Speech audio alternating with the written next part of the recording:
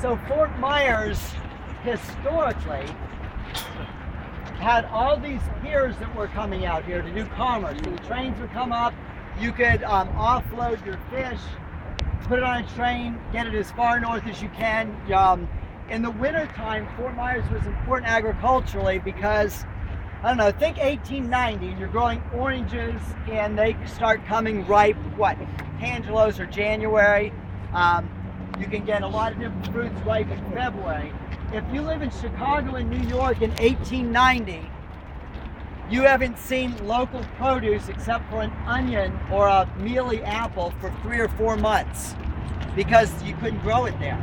So the fact that we could sell cucumbers and tomatoes and citrus from here in the middle of the wintertime, sent it north, made farmers real wealthy. It was a great thing. Right where this bridge is right here in the 1920s, it had a pier out here called the Pleasure Pier. It was a gigantic pier and they had a swimming pool built out there, a 2-story building, and it was built around the time for training soldiers for World War II. And in World War II, we had many training bases in Florida. One was the Buckingham Air Force Base, located about 15 miles from here. It's present-day Mosquito Control Headquarters. And they had about 30,000 recruits being trained as gunners for World War II at that time. And nothing to do on a Friday and Saturday night. So they all came down to Fort Myers, and this place would have been happening, really happening. The pier burnt down in the 40s, and Fort Myers started to change pretty drastically after the wars. Downtown was the hub for most commerce until about the 60s, and when the Edison Mall was built outside of Fort Myers, then Fort Myers started to become a ghost town. Does anybody know what makes the Edison Mall, what its claim to fame is?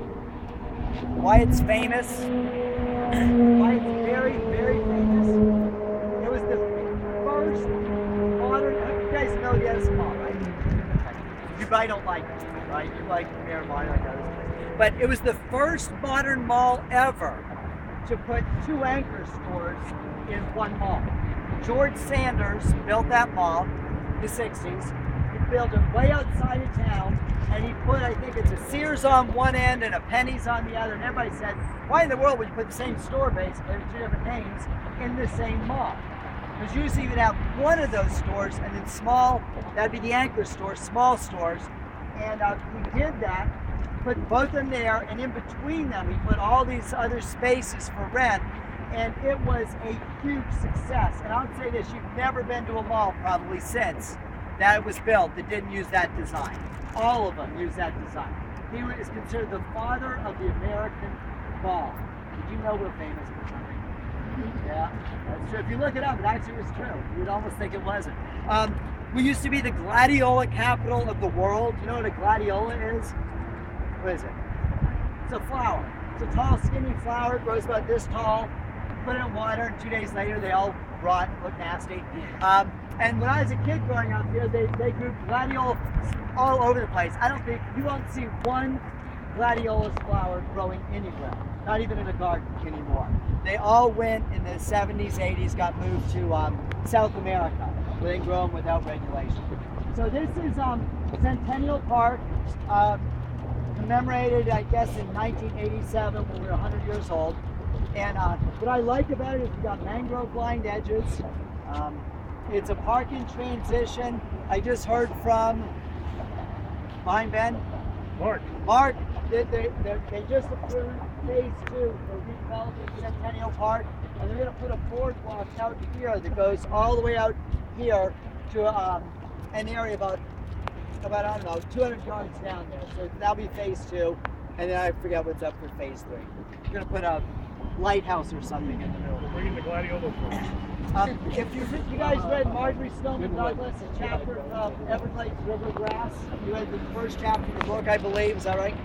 What's that? Did they read Stoneman Douglas, River Grass? Yeah, big time. Okay. We did poetry on it. Okay. You guys remember that? Did someone have some poetry?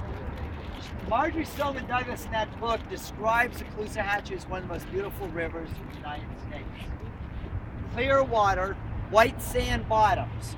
My 7th grade science teacher used to tell me when she was a girl, she would see small toothed sawfish, 20 feet long, 8 or 10 of them all lined along the banks when she was a girl. And when it got channelized, connected to Lake Okeechobee, it just changed the river forever. That island out there was built from the dirt they dug up to build the channel. It was widened and straightened, and it's a chain system. It's considered one of the most polluted rivers in the United States, but we can do something about that. Will it ever be pristine again? No. Well, not while we are on the planet. But as long as we're here, probably not. But it can be made a lot cleaner than what it is now. The fertilizer ordinance that says you can't put fertilizer in your grass in June, July, August, and September will go a long way in cleaning this river up by taking out those chemicals. And many other rules and projects will as well. So, when you're walking down Fort Myers, I'll point out a few other things to you. But be thinking is, what does this town need to be a livable community? What is it lacking? What does it need? Is it a safe community? Is it a place that you see as a welcoming place for people who want to live? When we get a you guys are shipping. Let's get it.